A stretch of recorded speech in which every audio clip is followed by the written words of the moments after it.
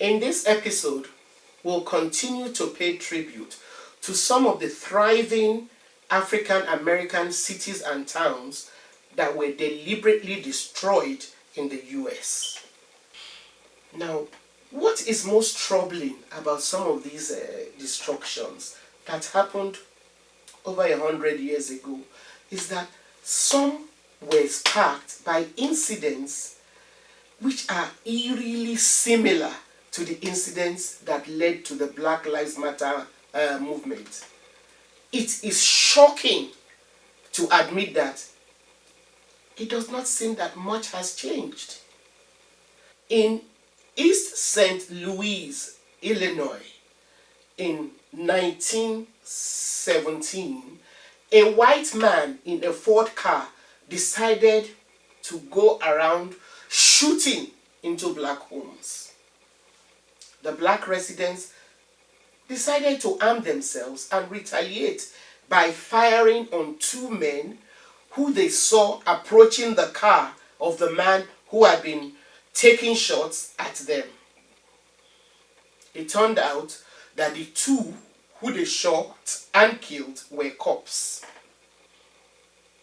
Rather than have the shooters arrested and tried to get to the truth about what occurred, a mob of white people who seemed to have been waiting for just such an event went on a rampage.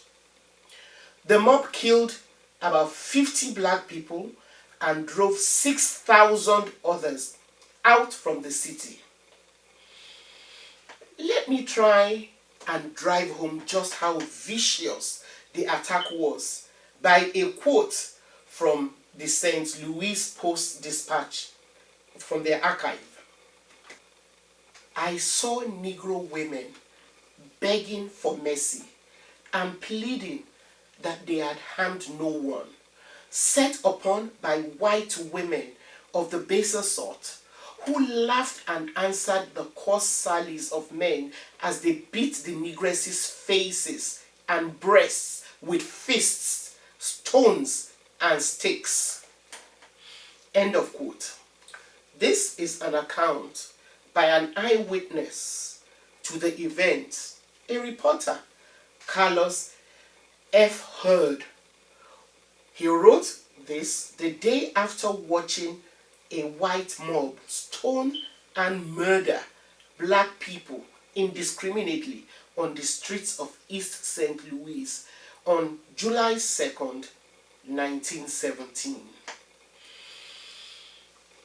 So have you ever wondered why there are so many sundown towns, gray towns, sundowner towns, sundown counties, and sundown suburbs in your state?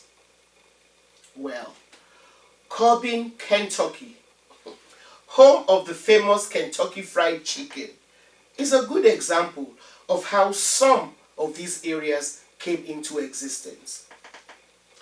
It is good that the town now says it is committed to changing its demographics. When I checked what its current demographics is in order to write this episode, it turns out in this year 2022, it has 0.26% African Americans and 0.31% Native American population. It is not surprising that Corbin is still grappling with its history as a Sundown town. On the 30th and 31st of October 1919, they did a thorough job of cleansing their city of all blacks when an armed mob forced out hundreds of black residents. They had to bring in extra rail cars to run the black people out of town. From that date on until recently, they made it clear that black residents simply weren't welcome there. Well, Corbin is just one of thousands of white-only communities throughout the US. Now, research shows that 1919, the year immediately after the First World War, which ended in November 1918, was a particularly bloody one for African Americans. In fact, the summer of 1919 has been described as Red Summer because there were nearly 100 lynchings and dozens of racially charged incidents. We will continue in the next episode, starting with one of the incidents in Chicago.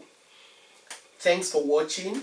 Please support us through Patreon and by buying me coffee so we can continue to bring you this series. Subscribe if you've not, and turn on your notification buttons. Please don't forget to share our videos with all your contacts and keep those comments coming.